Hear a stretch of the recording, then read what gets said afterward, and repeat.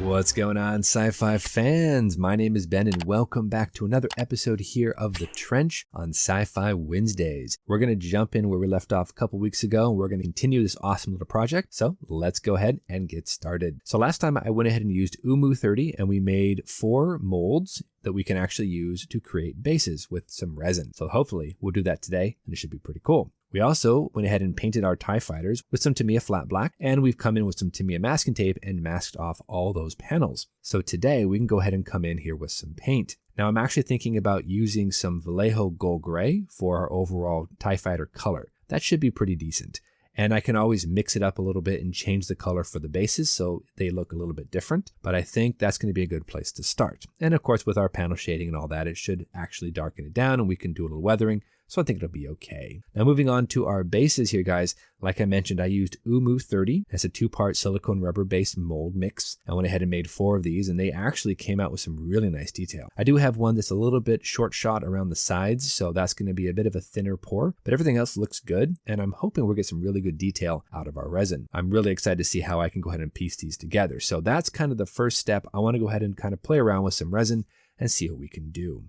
Now for our resin, I'm actually going to start off here with the rest of my Art and Glow resin that I used for my PBY Catalina. They're actually equal in both bottles, so this is a 1-to-1 mixture. I can just pour both of these into a single cup and we can mix it up and then we can go ahead and use that. And we should be able to pretty much cover all 4 of these molds. That's pretty good. However, of course, if I do run out of that for some strange reason, you have some Let's Resin epoxy resin starter kit here, which actually is 64 ounces. So that's going to give us a lot of resin for sure. And this is a brand new bottle. It's gotten really great reviews on Amazon.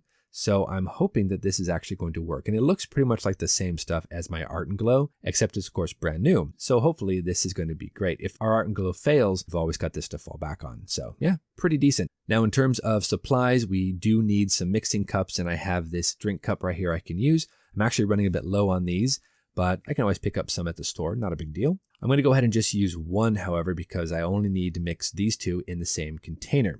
I'm not measuring anything out. Normally I would have separate ones for both A and B. I'd mix a 1-to-1 volume and I just poured in something a little bit larger like this. Mix it up and we'd have enough resin. But I don't think I need to make that much because I'm only doing 4 molds today. So I think just this small purple cup should be absolutely fine. We'll put the other one aside just in case, but I don't think we're going to need it. Now I've got my gloves as well. These are just some plain old nitrile gloves. Resin is a little messy and it's very sticky. So I don't want to get my hands covered in resin. Plus it's probably not good for you, So I've got my eye protection on, I have my gloves ready to go, so we're going to go ahead and jump in there and we're going to start mixing up this resin and see how it goes. First off, we do need some mixing utensils, so I've got this mixing stick right here. And we're going to, like I said, just probably use the purple cup because I don't think we're going to be making that much resin. So we'll use that and then we'll just go ahead and open up what we have here for our Art and Glow. And we're going to add 1 part A, 1 part B. And since they are exactly equal in both of these containers, it's a 1-to-1 ratio. We're just going to dump it all in and then we'll mix it up. Now they say to go ahead and mix slowly for about 3 minutes. So we're going to go ahead and dump all of this in, make sure we get as much as we can out so that we have even part A and part B. Then we'll go ahead and mix it up for about 3 minutes. I won't subject you to watching me mix resin for 3 minutes. I'll just go ahead and fast forward to the end of it. But I am going to go ahead and mix this up and get this ready. And then we're going to start pouring. Now with mixing it, I'm trying to go ahead and kind of scrape the sides of the glass and kind of bring the stuff from the bottom up to the top and really get that thoroughly mixed. Kind of cold in the garage, so it might not set as well, but it should work out all right. So let's go ahead and grab our first mold and we're going to pour some resin right into the center of this mold and let it kind of flow out and self-level. I'm going to go ahead and use my mixing stick as kind of a chute of sorts to kind of direct the resin where I want it. And we're going to try to keep it as much as we can in the center and let it just kind of self-level and find its own little low spots and high spots. Once I get that pretty much set in, I can just kind of make a little adjustment here and there, kind of mix it up a bit. You're going to notice there's a lot of bubbles in it, but we'll take care of that in a bit. I just want to go ahead and pour all the resin into the molds. Then we'll come back and we'll remove all the bubbles. Let's go ahead and get the TIE fighters out of the way too. I don't want to cover those in resin. That would be not a great move to make. So let's move those aside. And then we'll go ahead and shift the next mold in place and we'll go ahead and pour it. Now this mold here I was actually very interested in because it's got some really deep recessed areas. So I want to make sure I don't have any air bubbles that are trapped in the bottom of that. That's going to actually cut off the tops of all of those little round circular domes. I want to go ahead and just make sure that I have as many air bubbles out of this as possible. And I might take something and kind of mix it up a little bit. Go ahead and go down into each of those openings and kind of stir it around a little bit to make sure I've got resin everywhere. With that one down, I'm going to take a little bit extra and just kind of dribble it around a little bit, making sure that I've got all of my corners and all of my areas covered so that we don't have any openings or short shot materials. So I think that's actually pretty good. And let's go ahead and pour the next mold, and that's going to be the mold for the Y-wing base. Again, these are really, really deep trenches, so I'm going to make sure that I can pour as much resin in this as possible, and again, make sure that it hits all the high points and the low points and covers everything evenly. So far, so good. The resin is flowing really, really well, so that's awesome. Again, we do have some air bubbles in there, but we can pop those. I'll show you that in a little bit. Just make sure we get all of this nicely poured, and I think, yeah, this is looking good.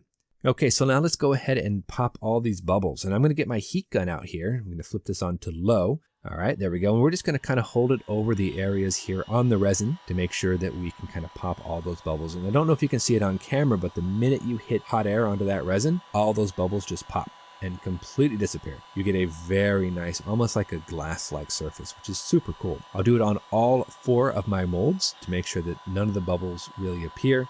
And if they do, then we can just hit it again with the heat gun until there's no more bubbles. So I'm just going to make a circular pattern around here. If I get it too close, I'll actually blow resin out of the mold. So I'm going to keep it a little bit above it, but also not too far above it where it doesn't actually affect it. So this is, I think, a pretty good distance, about an inch or 2 away from it. Seems to work all right. You can also use a blowtorch on this, but I don't have one of those handy. So we're just going to use a heat gun, and that's working just fine. Because my desk isn't necessarily level here, I'm going to put all of these on this old baking tray, put it off to the side on a much more level surface. The resin is very thin, so if you have it on an angle or something like that, it'll just shift the resin right out of your molds, and you don't want that to happen. So we're going to go ahead and put this in a nice flat space, and we'll be good to go. Now the resin should take about 24 hours. Then we can go ahead and pop it out of the molds, and we can move on from there. It may not be completely dry. I think it might take up to 72 hours for it to be completely 100%, but I think we're on the right track. So let's move on to paint. Like I mentioned, we're going to be using some Vallejo light gold gray. This is going to be a great color for this particular application, and we're going to throw it in our airbrush, and we're going to spray with a little bit of Vallejo thinner, and we're just going to overcoat the TIE Fighters and the TIE Advanced. Once this is all nicely painted, we'll then unmask all those little panels on the side foils. So let's go ahead and jump into our first and only time lapse of this episode. We're going to grab some Vallejo light gold gray. We're going to mix it up, shoot it through our airbrush. Let's go ahead and do some painting and get these things looking like a TIE Fighter.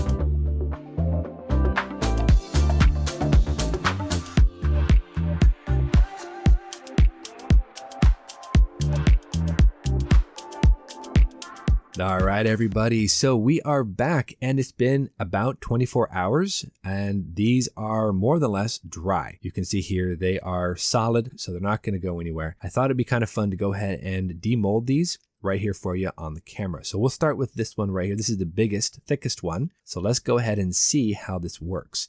Now I should just be able to start pulling the silicone away from the actual cast piece, and you can see it kind of starts to kind of lift up off the base. I think we're on the right track here. Let's go ahead and just pop that out. That is cool. Check that out. Kind of looks like a Kit Kat bar, if I'm honest, but you know what? It works. I think we're in the right direction for sure. Let's go ahead and grab another one here and do the exact same thing. We'll just kind of bend the sides of the rubber molds and make sure to kind of pop that center section out. And let's go ahead and see how this one looks. Oh yeah, very cool. So we were able to capture a lot of those 3D details. There's a little bit of trimming that needs to be done on the sides of them, but again, I think it looks pretty good.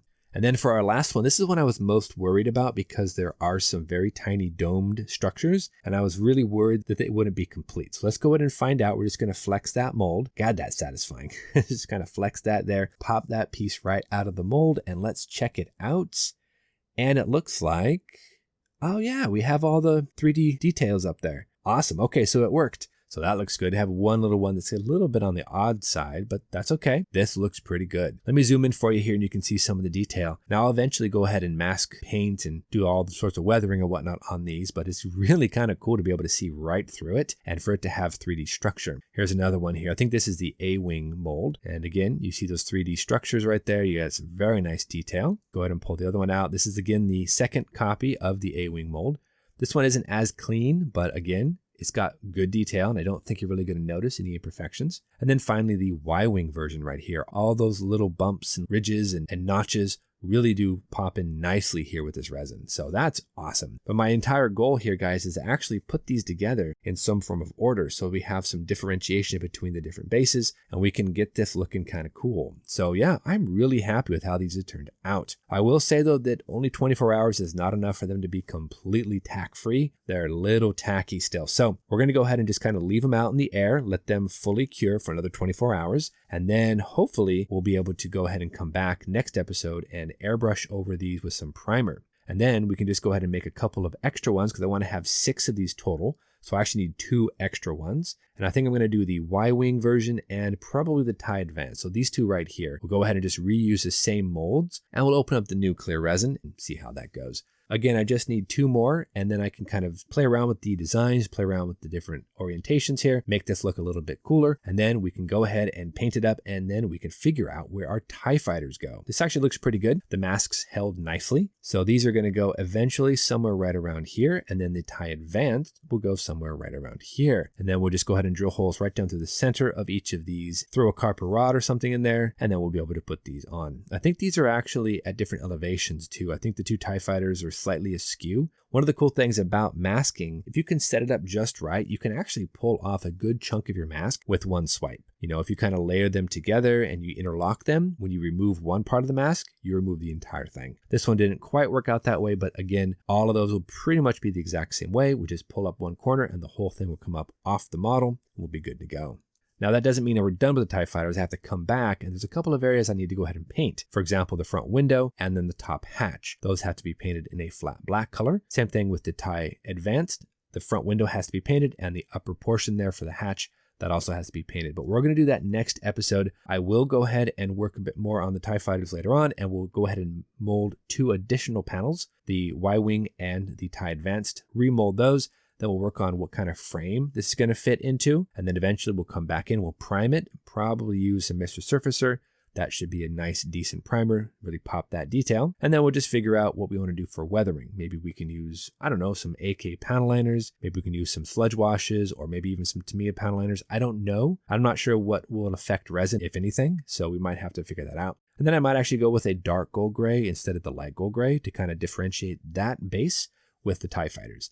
I'm going to kind of play around with that and see what I can come up with. But I think we are moving forward, guys, and we are actually in a really good position. I am super happy with how the molds have turned out. The clear resin has worked beautifully. I do need to let it dry just a little bit more, but that's okay. I was expecting it to be about 48 to 72 hours because we're a little bit colder right now for us. Like I said, we'll come back next episode, work more on the TIE fighters, work more on the bases, get some paint done, get all this stuff kind of one step closer to being finished. But until our next episode, you know the drill. Go out there and get yourself some bench time, have some fun, build something cool, and we'll see you back here on the next episode of The Trench here on Sci-Fi Wednesdays. Thanks for watching, everybody. Take care of yourselves, and we'll see you soon.